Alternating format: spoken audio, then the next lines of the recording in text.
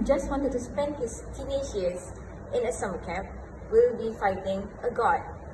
This is someone we call Percy Jackson, the son of Poseidon. I think those in Generation Z have seen this book in their library, and this book has been very sought out during at school.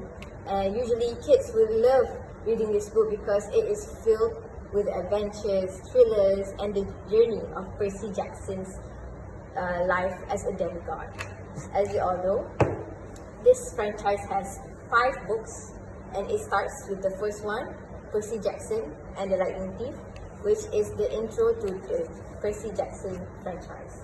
This book was published in 2009 and is the first bestseller in kids fan fiction, if I'm not mistaken, in the LA Journal, Wall Street Journal. And because this book tells a tale, I'll give you a little summary of who Percy Jackson is. He is a boy who is the son of Poseidon. As we all know, Poseidon is the god of the sea, and he was just going to a summer camp to spend his time there, to find out more about his father. And throughout the franchise, he encountered a lot of adventures, a lot of dramas, also finding new family members. I'll give a little spoiler.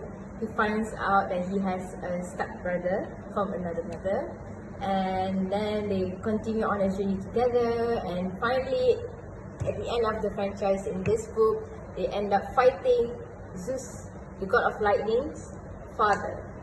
I don't think most of you know that Zeus has a father before him, and Percy Jackson is the leader of that war. And throughout this book shows how Percy leads other demigods. I'll give you another meaning of what demigod is. Demigod is a person who is half human, half god. So that is what they call demigod.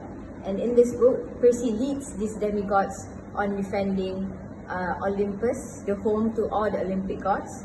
And there was a lot of